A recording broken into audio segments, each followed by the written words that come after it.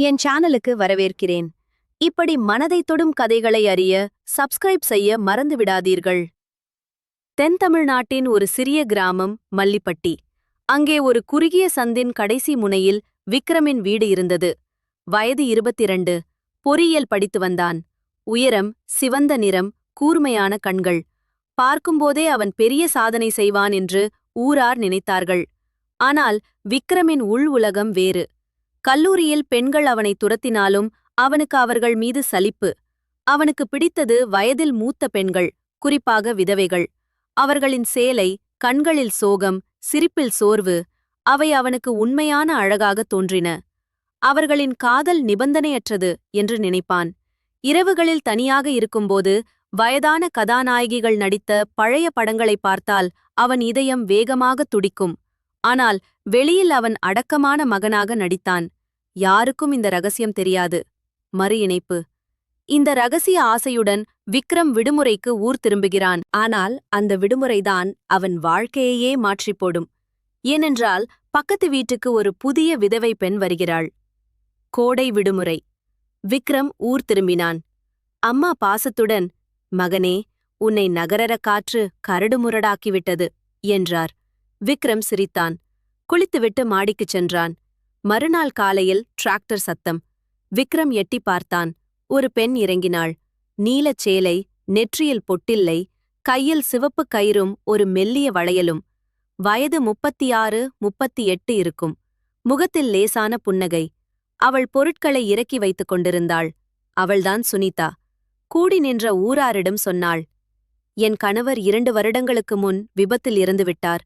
நகரத்தில் யாரும் இல்லை. இந்த வீட்டை வாங்கிவிட்டேன்." விக்ரம் மாடியில் நின்றபடியே அவளை வேடிக்கை பார்த்தான். அவன் இதயம், "இவள் யார்?" என்று கேட்டது. மாலையில் அம்மா சொன்னார், "மகனே, பக்கத்து வீட்டு பெண்ணுக்கு கொஞ்சம் தயிர் எடுத்துப் போய்க் கொடு." விக்ரமின் கைகள் நடுங்கின. அவள் வீட்டுக் கதவை தட்டினான். சுனிதா திறந்தாள். இப்போது பச்சைச் சேலை. "யாரு நீங்க?" என்றாள். "நான் விக்ரம், பக்கத்து வீட்டு பையன். அம்மா தயிர் அனுப்பினார்கள்" என்றான். சுனிதா சிரித்துக்கொண்டே, "உள்ளே வா" என்றாள். இருவரின் கைகளும் தண்ணீர் குடுக்கும்போது லேசாக தொட்டுக்கொண்டன. விக்ரமுக்கு அந்த தொடுகை ஒரு மின்னலை போல இருந்தது. மறு இணைப்பு. விக்ரம் உதவி செய்வதாகச் சொல்லி வரத் தொடங்குகிறான். ஆனால் விரைவில் அந்த உதவி வேறு ஏதோவாக மாறுகிறது. இருவருக்கும் இடையே ஒரு மெலனமான இழுவை உருவாகிறது. மறுநாள் காலை விக்ரம் சுவரில் ஏறி, "அண்ணீ" என்று குரல் கொடுத்தான். சுனிதா முற்றத்தில் கூட்டிக் கொண்டிருந்தாள். "கீழே வா, உதவி செய்யணும்" என்றாள். இருவரும் சேர்ந்து முற்றத்தை சுத்தம் செய்தார்கள். வியர்வை வழிந்தது. சுனிதா ஒரு துண்டு கொடுத்தாள். "தொடச்சுக்கோ, அசிங்கமா இருக்கு" என்றாள். விக்ரம் சிரித்தான். பிறகு தேநீர். முற்றத்திலேயே உட்கார்ந்து பேசினார்கள். சுனிதா தன் கதையைச் சொன்னாள். குழந்தை பருவம், திருமணம், லாரி விபத்தில் கணவர் இறந்தது. "இனி இங்கேயே தையல் வேலை செய்து வாழப்போகிறேன்" என்றாள். அன்றிலிருந்து விக்ரம் தினமும் வரத் தொடங்கினான். காலையில் தயிர், மாலையில் தேநீர். சுனிதா சில நேரம் வெறுக்கடலை வறுத்து தருவாள். "சாப்பிடு மகனே, சூடா இருக்கு" என்பாள். பேச்சுகள் ஆழமாகின. ஒரு மாலை சுனிதா கேட்டாள், "விக்ரம், நகரத்தில் காதலி யாராவது இருக்காங்களா?"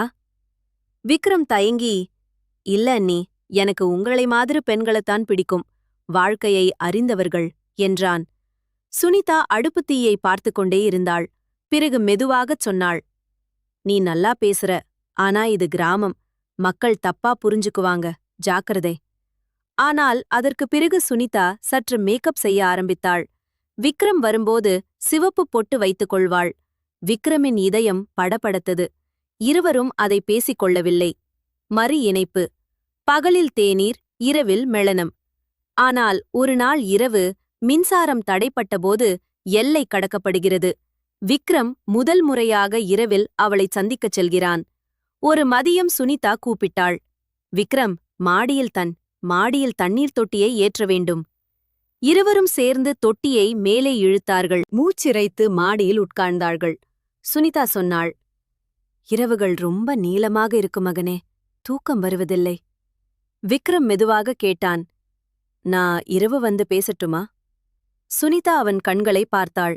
பிறகு சொன்னாள், "சரி, சில நேரம் வா." அன்று இரவு மின்சாரம் தடைப்பட்டிருந்தது. முழு நிலவு. விக்ரம் சுவரை தாண்டி வந்தான். சுனிதா படுத்திருந்த இடத்தில் எழுந்து உட்கார்ந்தாள். விக்ரம், நீ ஏன் தினமும் வர்ற என்று கேட்டாள். ஏன்னா உங்க கவலை எனக்கு தெரியுதண்ணி. நாள் முழுக்க உங்கள பத்தியே நினைச்சுக்கிட்டு இருக்கேன் என்றான். சுனிதா சற்று அமைதியாக, பயமா இருக்கு, ஏதாவது தப்பாகிடுமோ என்றாள். விக்ரம் அவள் கையை பிடித்தான். தப்பில்ல அண்ணி, இது காதல். அந்த இரவு முழுவதும் இருவரும் பேசிக் கொண்டிருந்தார்கள். விடியற்காலையில் விக்ரம் திரும்பிச் சென்றான். அதன் பிறகு இரவுகள் அவர்களுக்கு சொந்தமானது. 3 நாட்களுக்கு ஒருமுறை, பின்னர் ஒரு நாள் விடாமல். பேச்சுகள், சிரிப்புகள், மெளனப் பார்வைகள், மறு இணைப்பு. ஆனால் காதல் மட்டும் போதாது. சுனிதாவின் அண்ணன் வந்து, 2வது திருமணம் செய்து கொள் என்று சொல்கிறான். ஒரு பெரிய முடிவு நெருங்குகிறது. அது விக்ரமையும் சுனிதாவையும் எப்படி பிரிக்கும்? சுனிதாவின் அண்ணன் ஊருக்கு வந்தான். தங்கச்சி, ஒரு நல்ல பையனை பாத்திருக்கேன். விதவை, சம்பாதிக்கிறான். 2வது கல்யாணம் பண்ணிக்கோ என்றான். சுனிதா விக்ரமிடம் வந்து கண்ணீருடன் சொன்னாள், நான் இங்கிருந்து போக வேண்டியிருக்கும். விக்ரம் அதிர்ந்தான். இல்லை, நீங்க போக முடியாது என்றான். கிராமத்து மக்கள் ஏற்கனவே அவங்களுக்குள் ஏதோ நடக்குது என்று கிசுகிசுத்தார்கள். சுனிதா சொன்னாள், நீ வருத்தப்பட்டால் நான் போக மாட்டேன். உனக்காக இங்கேயே இருப்பேன். அண்ணனிடம் மறுத்துவிட்டாள். விடுமுறை முடிந்தது. விக்ரம் நகரத்துக்கு திரும்பினான். ஒவ்வொரு விடுமுறையும் வர்றேன் அண்ணி என்றான். சுனிதா சொன்னாள், நீ வரும்வரை கதவை திறந்து வைத்திருப்பேன். 20 வருடங்கள் கழிந்தன. விக்ரமுக்கு கல்யாணமானது. குழந்தைகள் பிறந்தன.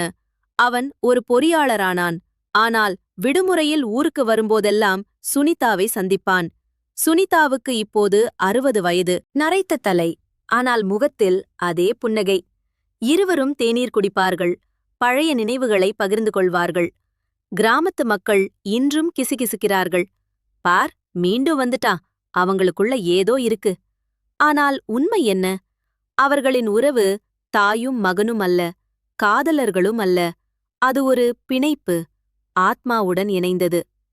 என் கருத்து, சுனிதா அண்ணன் சொன்னபோது 2வது திருமணம் செய்திருந்தால் இன்று அவளுக்கும் ஒரு குடும்பம், குழந்தைகள், சொந்தமான வாழ்க்கை இருந்திருக்கும். ஆனால் விக்ரமுக்காக அவள் தன் வாழ்க்கையை தியாகம் செய்தாள். விக்ரமோ கல்யாணம் செய்து கொண்டு குழந்தைகளைப் பெற்று முழு வாழ்க்கை வாழ்ந்தான். சுனிதாவுக்கு அவன் கொடுத்தது வெறும் நேரக் கடன்கள் மட்டுமே. இது முற்றிலும் தவறானது. நீங்கள் என்ன நினைக்கிறீர்கள்? கீழே கமெண்டில் சொல்லுங்கள். தேங்க்ஸ் ஃபார் வாட்சிங். மறு இணைப்பு. இந்த கதை ஒரு கேள்வியுடன் முடிகிறது. காதல் காரணமாக ஒருவர் தன் முழு வாழ்க்கையையும் துறப்பது சரிதானா? பதில் உங்களிடம் உள்ளது.